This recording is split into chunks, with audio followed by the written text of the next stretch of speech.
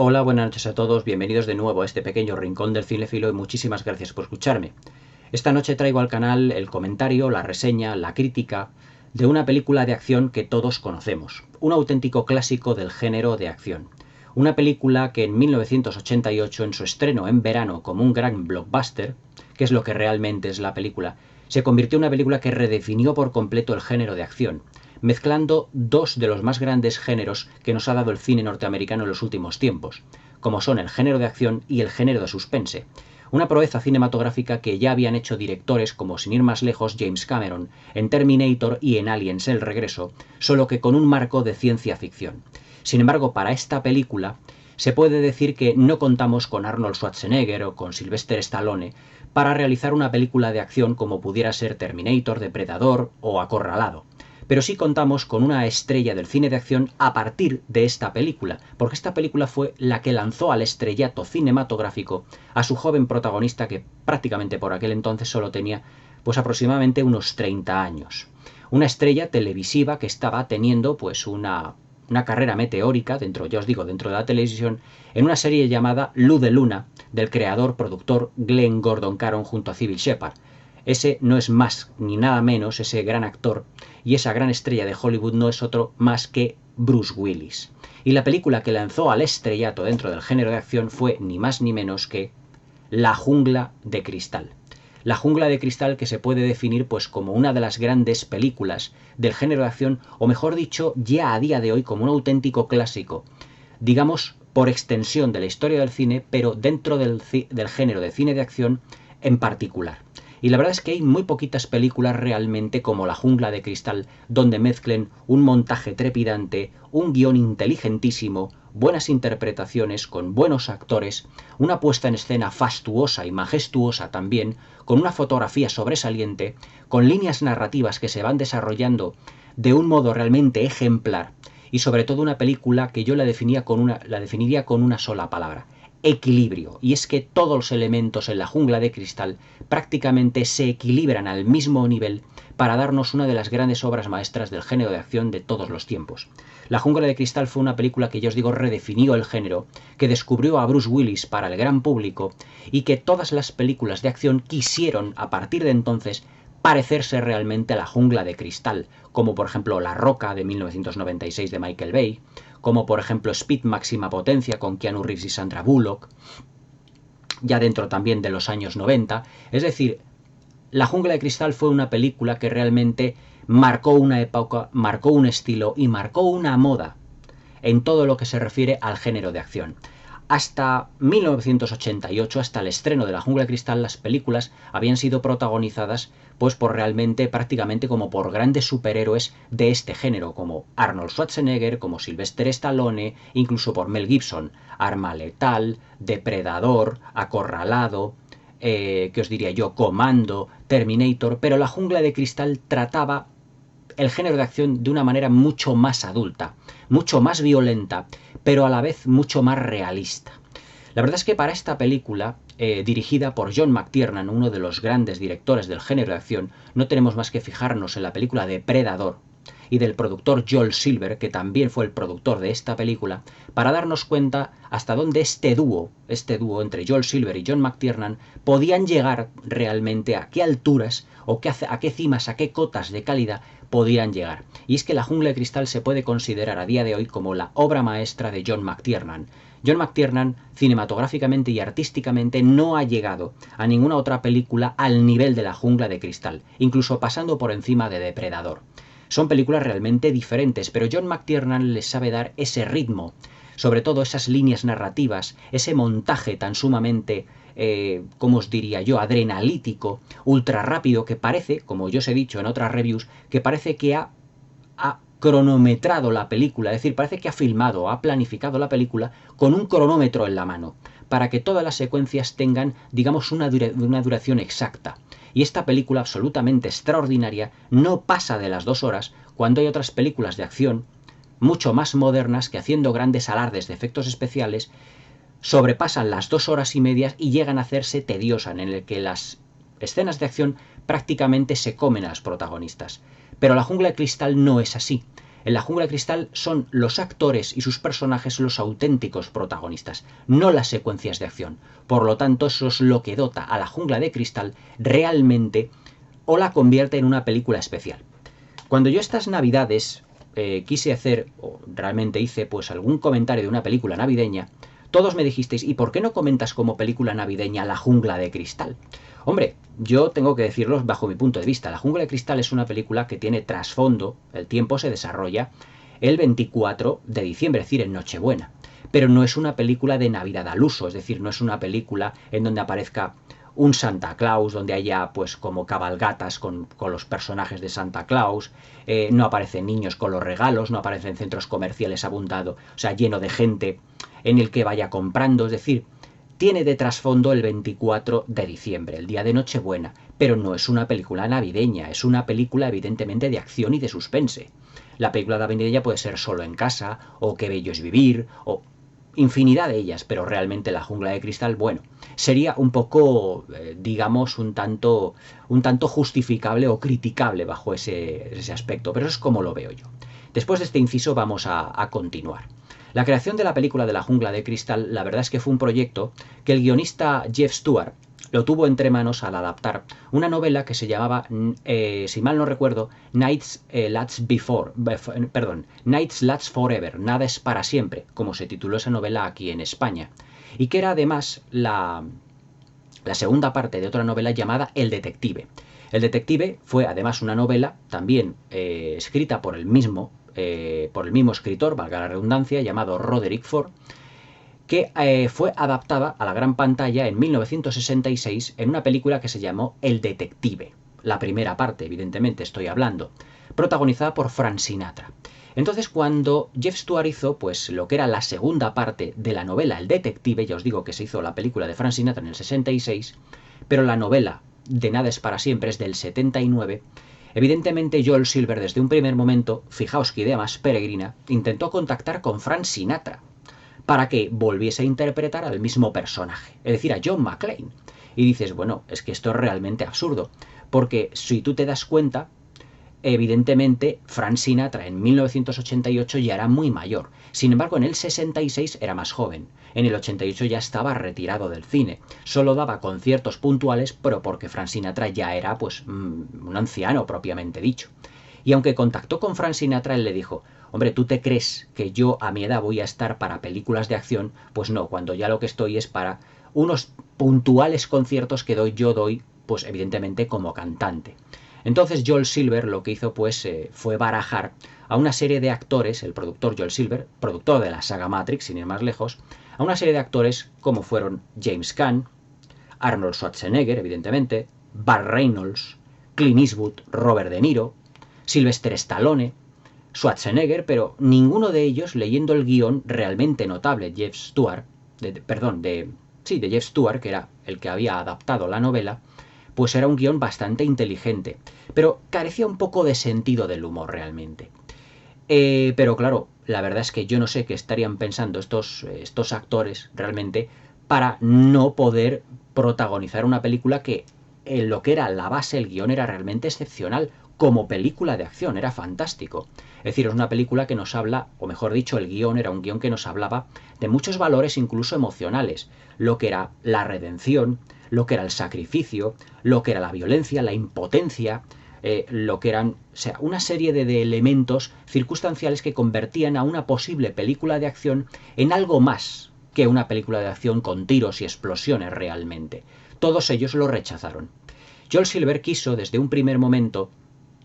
también a John McTiernan, con el que ya os digo había trabajado en Depredador, pero John McTiernan desde un principio no quiso entrar en este proyecto. Pero Joel Silver, debido a su perseverancia, pues consiguió realmente pues convencer a John McTiernan para el proyecto. Pero al leer el guión, John McTiernan, pues la verdad es que no estuvo de acuerdo, no a lo mejor con el exceso de violencia, porque eso en toda película de acción de los 80 estaba realmente, sin ir más lejos de Depredador, que había hecho pues prácticamente 1 o 2 años antes. Y lo que hizo fue contratar a un segundo guionista para que le diese una serie de retoques humorísticos, que fue Steven de Souza. Bajo mi punto de vista, un guionista que realmente está bastante sobrevalorado, o estuvo bastante sobrevalorado en Hollywood, ya que siempre le daba unos toques de humor y que a él se debe esos toques de humor que tiene la película. Todo lo que es el guión, mismamente la adaptación de la novela, se debe a Jeff Stewart, pero Steven de Souza realmente fue el que le dio los toques de humor. Acordaos, por ejemplo, de uno de los criminales, que es el criminal oriental, en el que de repente, pues, coge pues una serie de chocolatinas de un estrado. La policía, por ejemplo, cuando va entrando, parte de la policía cuando va entrando en lo que es el recinto de lo que es el edificio, se van quedando atrapados, mejor dicho, atrapados no, se van cogiendo la camisa también con, ¿cómo se llama esto? Con pinchos o con rosales así. Es decir, tiene detalles de humor muy sutiles a los que se le debe evidentemente el guionista Steven de Souza. Pero esos son apuntes que son un poco menores, sino que son bastante anecdóticos. La verdad es que la película se convirtió en un gran éxito, ya os digo, porque realmente pues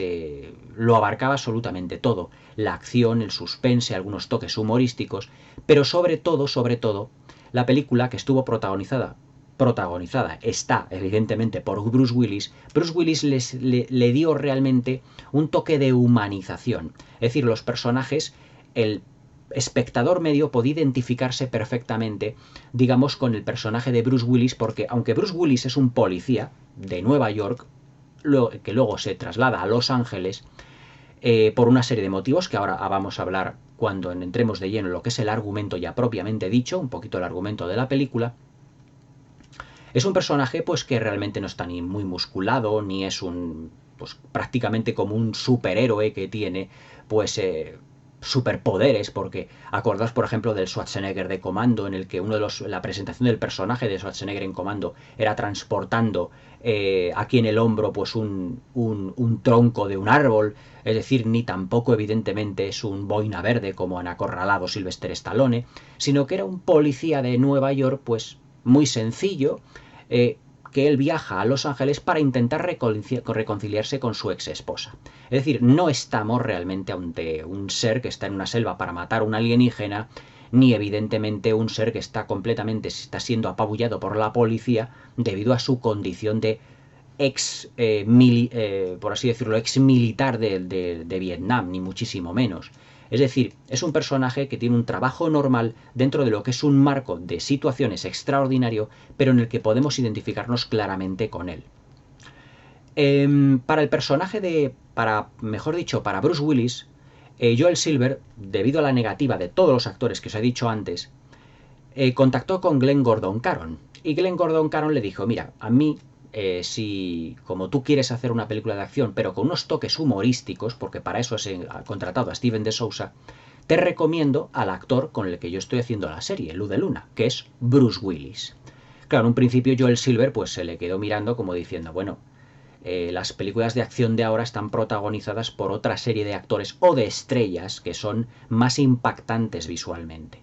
Pero Glenn Gordon Caron le dijo, es que Bruce Willis te puede dar lo que es un tono de comedia incluso, o un tono, digamos, más desenfadado del personaje y te puede sorprender. Dicho y hecho, Bruce Willis fue contratado para La Jungla de Cristal, pero en detrimento de la serie de Luz de Luna, ya que al convertirse después de esta película en una estrella cinematográfica, empezó a despreciar a Glenn Gordon Caron y a Cybill Shepherd, su compañera de Luz de Luna, y en 1989, solo un año después, la serie Luz de Luna fue cancelada, porque a Bruce Willis se le subió un poquito a la cabeza el éxito de La Jungla de Cristal. Es decir, que La Jungla de Cristal, digamos, fue la que puso final a Luz de Luna.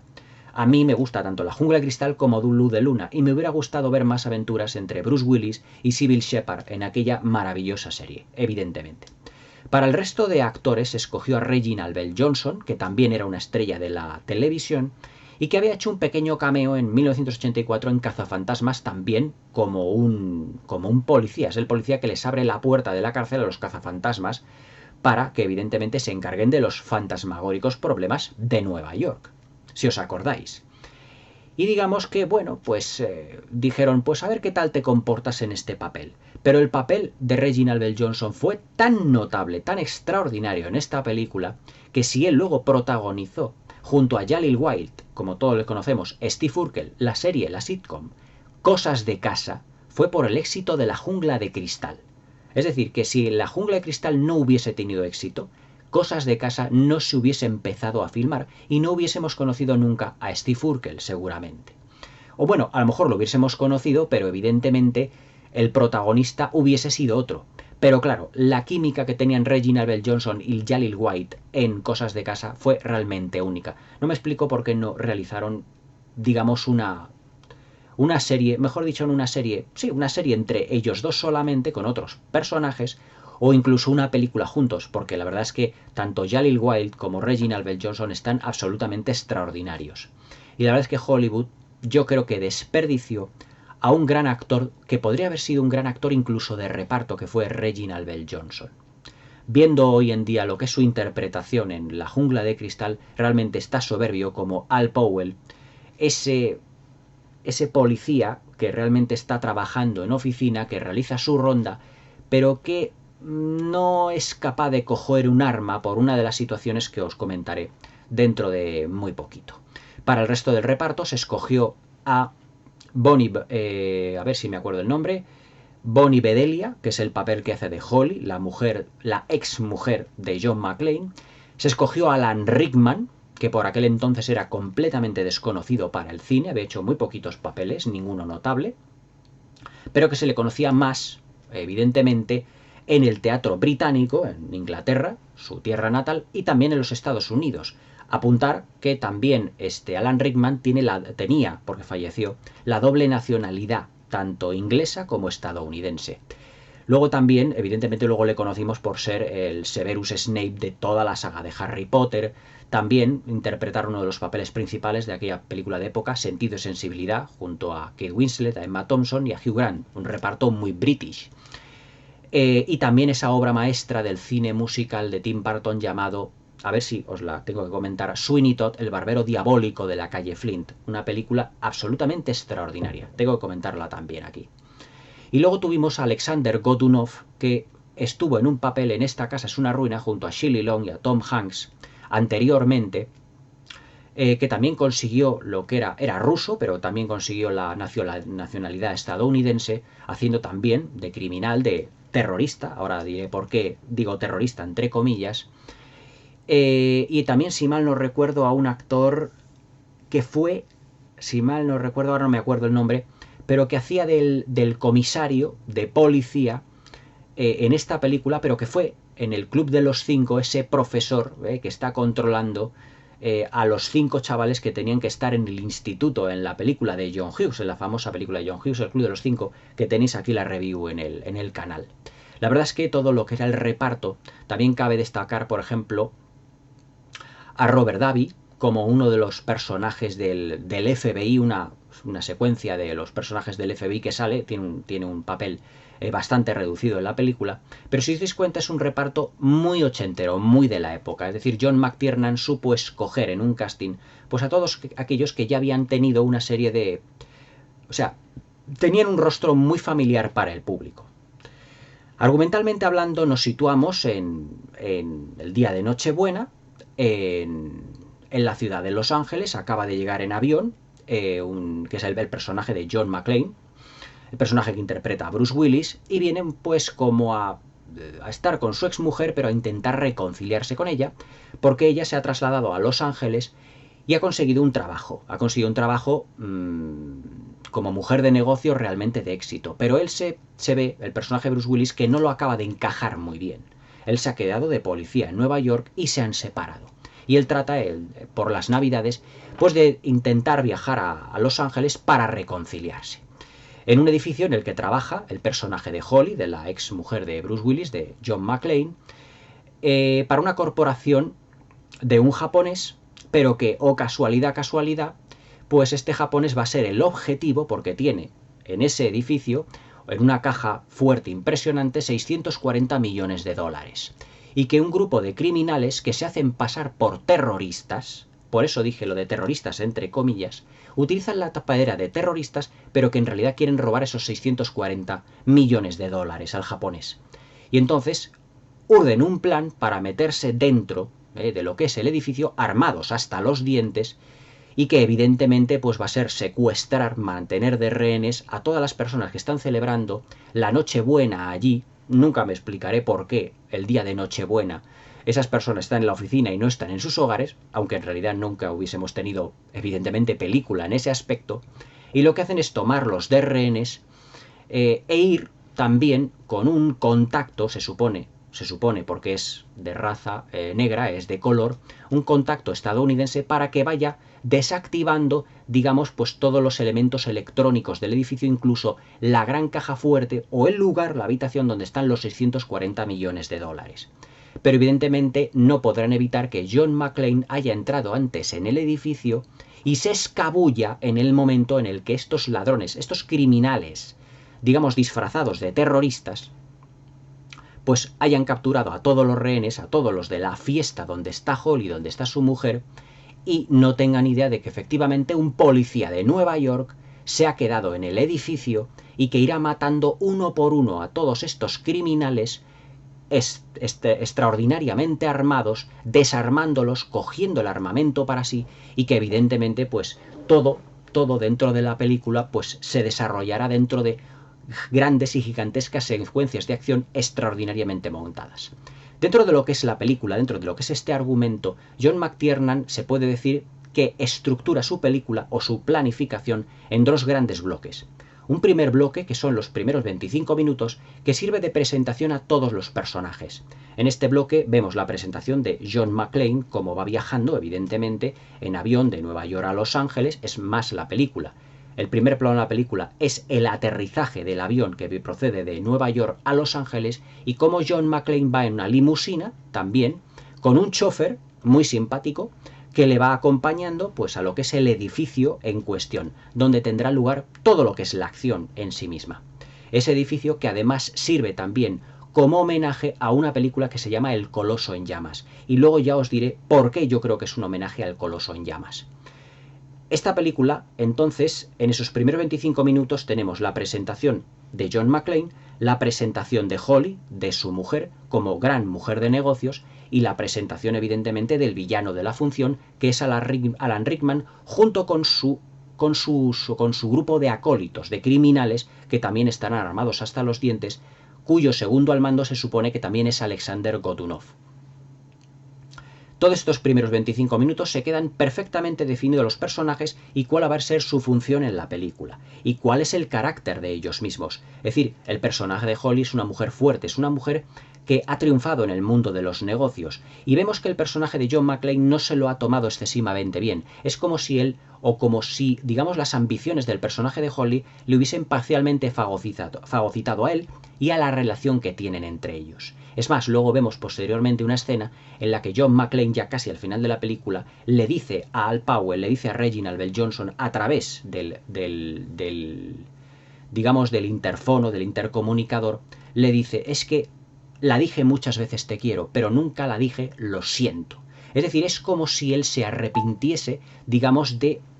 ¿cómo os diría? Como de no haberle dado importancia al éxito que ella había tenido o que ha tenido en el mundo de los negocios. Es decir, esta es una película que es un auténtico tour de force de emociones para todos los personajes. Y además se puede decir que tiene como dos historias de amor. Una historia de amor entre Holly y John McClane, evidentemente. Pero luego otra historia de amor, entre comillas, o de amistad soterrada, más que de amistad, pero de amor soterrado, entre lo que es el personaje de John McClane y el personaje de Al Powell, interpretado por Reginald VelJohnson. ¿Y por qué es una especie de historia de amor, entre comillas? Porque desde un principio John McClane intenta contactar, evidentemente, con una persona, con un policía, para decir que el edificio está lleno de terroristas, de criminales, y que, dada la casualidad, Reginald VelJohnson es llamado para echar un vistazo en lo que es el edificio en sí, y que consigue contactar con el personaje de John McClane. En un principio no le quiere decir evidentemente ni su nombre, pero que cuando van contactando se van presentando el uno al otro, pero a lo largo de toda la película veremos que la evolución de los personajes, el arco dramático entre los dos, entre John McClane y entre Al Powell, es realmente una relación de amistad, que parece que llega a ser algo más, porque al final, como le vemos en uno de los planos finales de la película, se dan un abrazo, evidentemente amistoso, pero se dan un abrazo porque ha habido una, ¿cómo os diría yo? Ha habido amistad, pero también ha habido algo más que amistad en el sentido de compañerismo, porque digamos que Al Powell ha sido digamos, la muleta en la que se ha apoyado John McClane durante toda la película, tanto en los buenos momentos como en los malos momentos para él. Porque John McClane, el tour de force emocional que tiene en esta película, es el sufrimiento.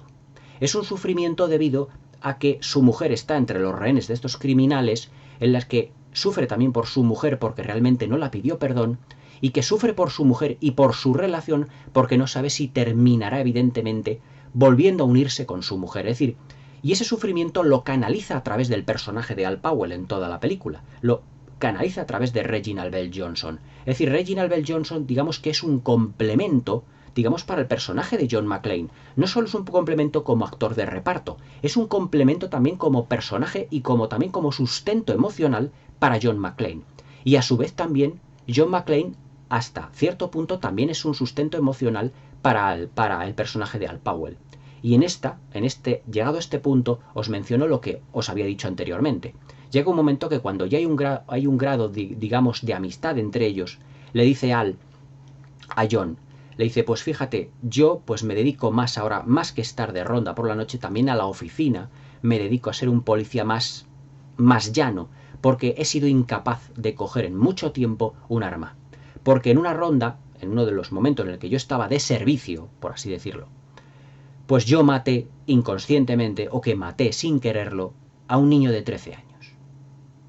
Y claro, John le dice, pues caray, eso es una losa muy grande.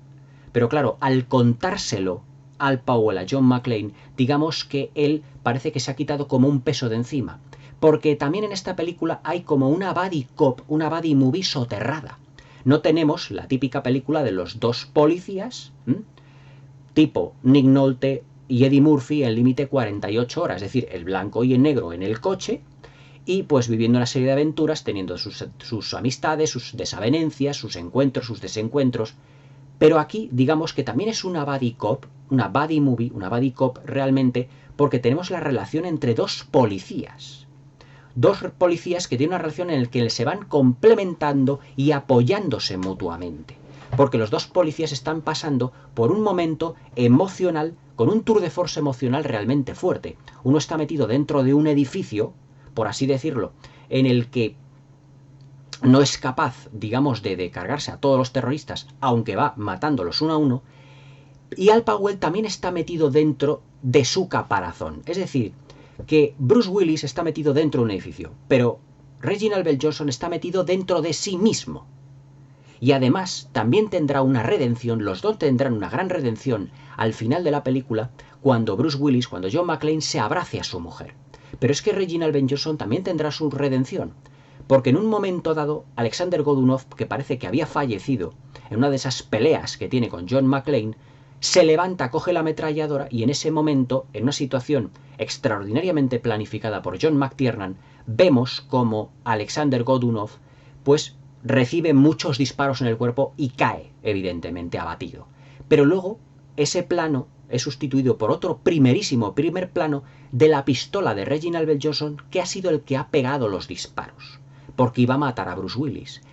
Eso es lo que sirve de redención a Al Powell, que nos había dicho en secuencias anteriores que había sido incapaz de pegar un tiro en años. Por lo tanto, fijaos que esta película no es solo una película de acción y de suspense, que es evidentemente el punto fuerte del film, sino que también es un estudio emocional, psicológico, de los policías. Los policías que están representados por John McClane, el de Nueva York, y por Reginald VelJohnson en Los Ángeles. Y es más, hay un diálogo, hay una frase de Reginald VelJohnson en esta película que dice, a lo que es el comisario, completamente inútil, que tiene también, que aporta como la vena cómica a esta película, le dice, es que yo creo que ese señor que está en ese edificio atrapado y con el que hemos contactado con él es un policía.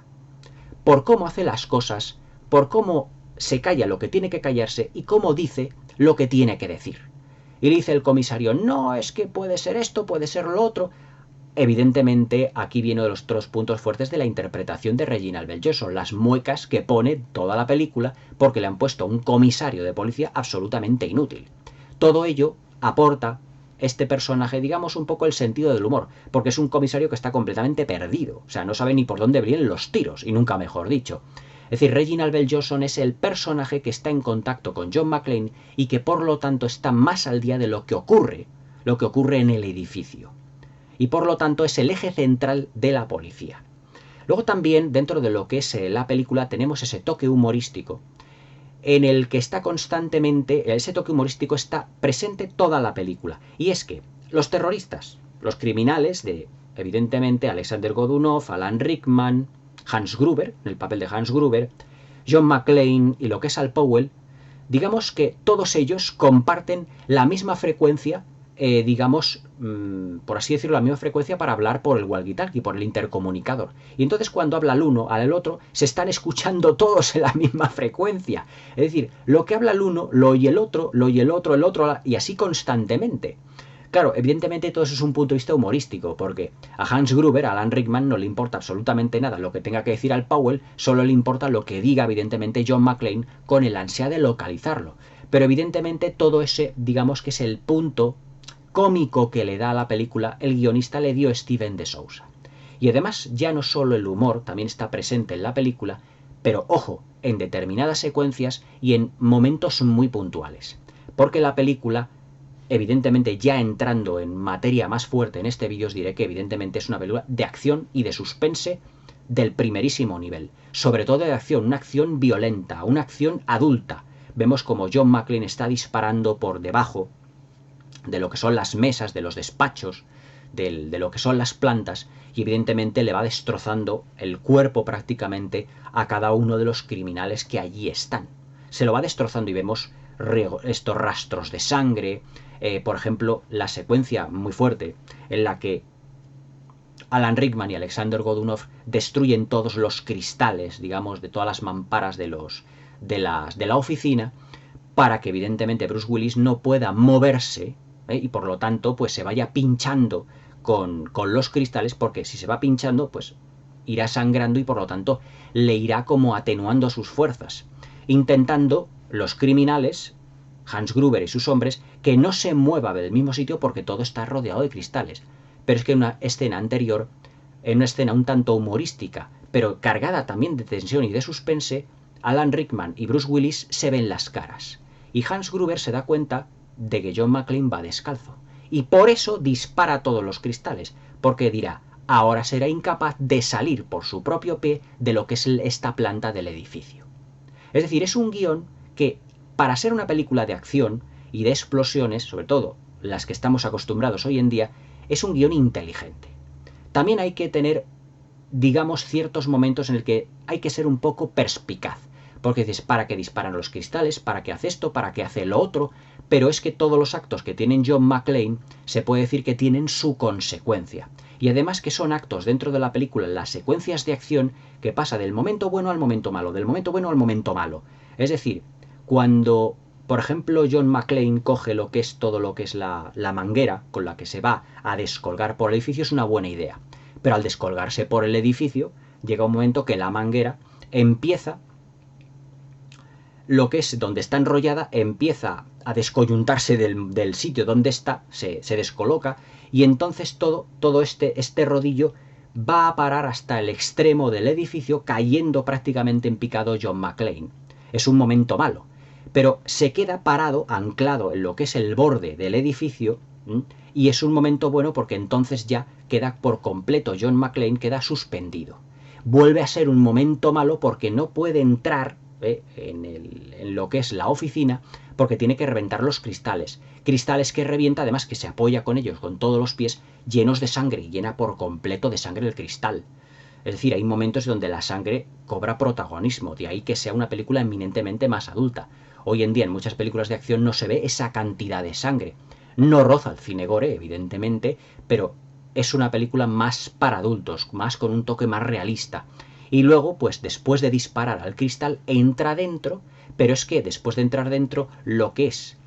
el objeto donde estaba enrollada, lo que era la manguera, cae al vacío intentando arrastrar a John McClane. Es decir, es un acontecimiento que es malo para él. Y él, vemos que se intenta desatar rápidamente todo lo que es la manguera. Tan fuerte que se la había atado, para no descolgarse, tiene que desatársela. Es decir, es una película que te mantiene en tensión constante. Ahora había una secuencia de tensión, ahora otra, ahora otra, ahora otra. Y además es que John McTiernan, para mantener la tensión y el suspense, sobre todo el suspense, lo que hace es dividir todo lo que es esos, ¿cómo diría yo? Esa hora 35 minutos que queda de película, aparte de la primera media hora que os he dicho que es más la presentación de personajes, en 4 líneas narrativas. La línea narrativa de John McClane, la línea narrativa de Al Powell, la línea narrativa de los de Holly y la línea narrativa de los criminales. Es decir, que son 4 líneas narrativas que se van complementando la una a la otra. Pero además es que, ya os digo que John McTiernan parece que ha filmado esta película con un cronómetro, porque a cada una de las secuencias le otorga una dirección lo justa para mantener el suspense y para que el público esté en su silla diciendo y a ver qué va a pasar con uno y a ver qué va a pasar con otros. De ahí que la película obtuviera de sus 4 nominaciones al Oscar de aquel año la nominación al mejor montaje, aunque luego no lo ganó. Pero es que el montaje es realmente excepcional. Es decir, no es un montaje como las películas hoy en día de las películas de acción en el que constantemente es movimiento de cámara, corte, corte, un plano, otro plano, esto, lo otro, en el que los planos no duran más de 2-3 segundos. No, aquí John McTiernan lo que hace es una planificación mucho más, digamos, clásica en el sentido más amplio de la palabra, porque lo que hace es que cada personaje en su línea narrativa se vaya desarrollando y además que se va complementando con los otros actores, es decir, que las 4 líneas narrativas se van complementando la una a la otra. La relación que ya os he dicho de John McClane, evidentemente con Holly, la relación de John McClane que tiene con Al Powell, con el personaje Reginald VelJohnson, es decir, todo está estudiado y planificado de tal manera que se van complementando. Por ejemplo, el personaje de Holly, su línea narrativa al principio de la película cobra mucha importancia, pero dentro de su arco argumental el personaje luego parece que a medio de la película desaparece para luego al final volver a aparecer, sobre todo en esa secuencia en la que por la televisión ve Alan Rickman a la hija de John McClane, se gira, porque está en el despacho de Holly, identifica que es la hija que tiene Holly allí, y claro, al ver a Holly en la televisión y al ver a la hija de Holly en la televisión y ver a Holly en la foto, dice, vaya, vaya, tenemos aquí nada más nada menos que a la mujer de John McClane. Es decir, que todo está relacionado para luego sucumbir todo a un clímax mucho más emocional. Luego también los efectos especiales, después de yo haber visto esta película también muchísimas veces, es que dan una sensación de realismo que incluso los digitales de hoy en día no consiguen obtener. Por ejemplo, para la secuencia final, o una de las secuencias finales, que es la explosión del helicóptero del FBI, cuando va a llegar a lo que es lo más alto del edificio, donde están todos los rehenes, a los que John McClane obliga a bajar porque está todo lleno de explosivos, pues todo eso se hizo pues con una serie de maquetas, evidentemente con un helicóptero que era también una maqueta, explosiones reales, es decir, todo está filmado con un grado de realismo que realmente verlo es un auténtico prodigio visual. Para este prodigio visual de película se contactó y además se contrató a uno de los más importantes directores de fotografía de los 80 y de los 90, que fue Jan de Bont, que también fue director de fotografía de Speed, Máxima Potencia, la película en la que también están metidos, no en un edificio, pero sí en un autobús, Keanu Reeves y Sandra Bullock. Fijaos los paralelismos que hay entre La Jungla de Cristal y Speed. Keanu Reeves está dentro de un autobús del que no puede salir. Y además Bruce Willis está dentro de un edificio del que no puede salir. Incluso voy más allá, en La Roca de Michael Bay, Sean Connery está dentro de La Roca, que es un sitio, la cárcel de Alcatraz y de La Roca, del islote, donde no puede salir. Es decir, fijaos que, al igual que una película como Alien, en el que hay un montón de personajes, en el que van siendo asesinados uno detrás del otro, esa fórmula se ha repetido 1 y 1000 veces, también la fórmula de La Jungla de Cristal se ha repetido en el cine de acción 1 y 1000 veces. En Speed, en La Roca y en otras tantas también películas de acción. Yo os digo que La Jungla de Cristal fue una película que definió realmente un género, por así decirlo. Además de las relaciones que tenemos de los personajes, además también, por ejemplo, de la excelente fotografía, Jan de Bont también lo que nos incorpora en lo que es la planificación, la fotografía, en todo lo que es, yo os digo, los personajes, los decorados, que evidentemente eran decorados de un edificio real,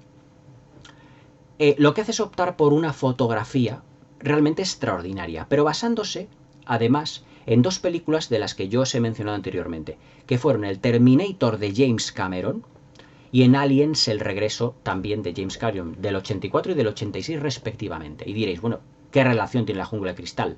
con estas dos películas? Es una relación eminentemente visual. Jan de Bont en esta película, si os dais cuenta, tira mucho de tonos azulados, de tonos grisáceos, de tonos con un cromatismo muy fuerte, de tonos metalizados, que es justamente la calidad fotográfica y la textura que tiene tanto Terminator como Aliens el regreso, incluso Terminator 2, pero sobre todo Terminator y Aliens el regreso. Y si me lo permitís, más Aliens el regreso, porque tanto Terminator como Aliens el regreso son también películas de suspense y también de acción, además de estar metidas en un marco de ciencia ficción. Pero Aliens es una película de acción, con elementos de suspense dentro de un marco de ciencia ficción. Acordaos, por ejemplo, de los tonos azulados de lo que son la estación de los colonos, los tonos azulados también de lo que son, por ejemplo, la estancia nuclear, las instalaciones nucleares de Aliens, el regreso, por ejemplo, el interior de la madriguera, por así decirlo, donde están los aliens, también con esos tonos oscuros, grisáceos, azulados, con esas luces que parecen salir como de la nada, todo en un ambiente muy claustrofóbico. También de ambiente claustrofóbico se puede hablar en La jungla de cristal, sobre todo una secuencia en la que John McClane se mete dentro de lo que son los conductos del aire acondicionado. Cuando coge el mechero, lo enciende y dice, vaya, si es que yo me tendría que haber quedado en Nueva York o algo así, dice, vaya Navidad que voy a pasar. En ese ambiente tan claustrofóbico en el que se va moviendo y en el que luego lo utiliza para ir de un sitio a otro. También, por ejemplo, las escenas claustrofóbicas dentro de lo que es en el ascensor, donde él se pone en la parte superior del ascensor, en el techo del ascensor, y el ascensor va subiendo y bajando, pero todo en un decorado como muy estrecho, como muy agobiante. Es decir, esa sensación de agobio ya lo habíamos vivido en Aliens y en Terminator, sobre todo en Aliens, ya os digo. Y Jan de Bont lo que hace es como un homenaje, no un homenaje directo a Aliens, evidentemente, James Cameron, pero copia la misma fórmula de que los personajes están dentro de un sitio donde no pueden salir y donde hay una serie de enemigos, ya llámense aliens o se llamen narcotraficantes no, terroristas o criminales que van a por él y que él poco a poco los va matando, como si fuera también una película, digamos incluso de terror, aunque evidentemente no llega al terror de las películas de género, totalmente. La verdad es que La jungla de cristal, por todos estos elementos y por muchísimos más, se convierte en una película de acción absolutamente definitiva. Y además una película que ha sido, para mí, imitada una y mil veces, pero nunca superada. Bajo mi punto de vista, estamos hablando de la mejor película que ha filmado nunca John McTiernan, un experto en películas de acción cuyo montaje frenético, ultra rápido, películas violentísimas, han sido prácticamente marca de fábrica. Luego también hizo John McTiernan una película que nada tenía que ver con el mundo de la acción, que era mucho más de aventuras, que fue Los últimos días del Edén con Sean Connery. Pero el fuerte de John McTiernan siempre ha sido, evidentemente, la acción. La verdad es que La jungla de cristal, con su fantástico reparto con Alan Rickman, con Bruce Willis, con Reginald VelJohnson, con Bonnie Bedelia, pues la verdad es que resulta una de esas películas difíciles de superar hoy en día. Hoy en día el cine de acción pues ha quedado relegado a sagas interminables que repiten una y otra vez la misma fórmula, pero que en el que el desarrollo del personaje o de los personajes está absolutamente estancado. Y en el que el fuerte son las persecuciones y secuencias de acción estiradas hasta el infinito y que prácticamente hacen que el metraje también se estire hasta el infinito. Pero es que John McTiernan solo le bastan 2 horas para filmar una película de acción absolutamente ejemplar, en donde se preocupa por los personajes, donde hay un desarrollo de personajes durante la primera media hora, donde nos mete dentro de lo que es ¿cómo os lo diría yo? Lo que es el decorado, el sitio, el emplazamiento, en donde va a ser la acción, que es esa torre, ese rascacielos, ese edificio, que es prácticamente como si fuera un protagonista más de la película. Es decir, todas lo que son sus estancias completamente laberínticas, lo que es el subsuelo, lo que es la azotea, lo que son los ascensores, lo que son los despachos, todo eso dentro de lo que es esa torre, digamos, esa jungla de cristal auténticamente, es un protagonista más de la función, es el principal protagonista porque digamos que es el núcleo, el eje principal narrativo, es decir, la evolución del edificio, cómo se va destruyendo, cómo va explosionando. Realmente el edificio es prácticamente el protagonista por así decirlo, más significativo. Pero claro, luego en esa hora y media restante que queda de película, pues ya John McTiernan desarrolla a los personajes, su arco argumental, dotándoles de emociones, dotándoles de sentimientos, dotándole de un tour de force psicológico para todos ellos, teniendo sufrimiento, redención, impotencia ante la situación y que parece que no pueden hacer nada hasta que los acontecimientos se van desarrollando o van saliendo a la luz por sí solos. Es decir, es una película que también, en determinados aspectos, aunque más secundarios, nos habla también, por ejemplo, digamos, de un periodismo incluso amarillo.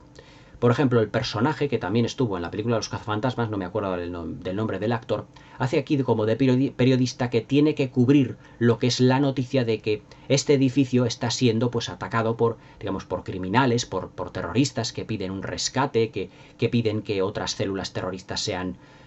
por teléfono, pues sean, como os diría yo, sean liberadas, aunque evidentemente todo eso es, pues, digamos, una coartada solo para robar el dinero. Como dice Bonnie Bedelia, una de las Holly, cuando dice en una de las últimas secuencias de la película, dice, para eso querían ustedes, porque es lo que realmente son ustedes, unos vulgares ladrones. O sea, se han inventado toda esta parafernalia de rehenes, de todo esto, pero en realidad lo que venían era a destrozar todo el aparataje eléctrico del edificio y poder robar los 640 millones de dólares de mi jefe. Es decir, que descubre, por así decirlo, todo el pastel. Evidentemente ese tour de force emocional no lo tenemos en las películas de acción de hoy. Y por eso yo creo que La jungla de cristal es una película que es exponencialmente superior a la mayoría de películas de acción, ya no es que se hacen hoy en día, sino a todos los plagios que vinieron después de que esta película se estrenara. Porque evidentemente esta es una de las películas, digamos, madre de la acción de todos los tiempos. Y hay que decirlo claramente, La jungla de cristal es la gran obra maestra o una de las grandes obras maestras del cine de acción de todos los tiempos. Si yo tuviera que elaborar un ranking con las mejores películas de acción de todos los tiempos, al menos las más, ¿cómo os diría yo? La que más influencia ha tenido sería evidentemente La jungla de cristal de John McTiernan. Un auténtico ejercicio de estilo, estético en su fotografía por Jan de Bont, interpretativo, fue la película que lanzó al estrellato a Bruce Willis y también a Reginald VelJohnson, aunque un nivel más bajo, evidentemente, y fue la película de acción por la que seguramente junto a Depredador se conocerá universalmente en la historia del cine a John McTiernan, a su director y evidentemente también a su productor, aunque Joel Silver también luego ha producido grandes películas de acción, incluso en marco de ciencia ficción, sin ir más lejos como la saga Matrix. Pero La jungla de cristal es la película de acción por antonomasia, ya no de los años 80. Es una película que redefinió por completo el género de acción y que le salieron plagios, homenajes, digamos, a patadas. Pero evidentemente yo me quedo con la original, que es La jungla de cristal, una auténtica obra maestra del cine contemporáneo, que dio además para la pantalla un nuevo héroe de acción, pero no al estilo de Schwarzenegger o Stallone, sino un héroe de acción con el que nos pudiésemos identificar porque parecía como el vecino de al lado, incluso con toques humorísticos, que fue Bruce Willis, que este fue el despegue realmente de su carrera cinematográfica en el cine. La jungla de cristal de John McTiernan de 1988, una auténtica obra maestra, obra de arte, digamos, de lo que es el género de acción de todos los tiempos. Espero que os haya gustado la review, espero que os suscribáis al canal y que le des a la campanita para que no os perdáis ninguno de mis nuevos vídeos. Espero que tengáis una buena noche, feliz velada y hasta mañana.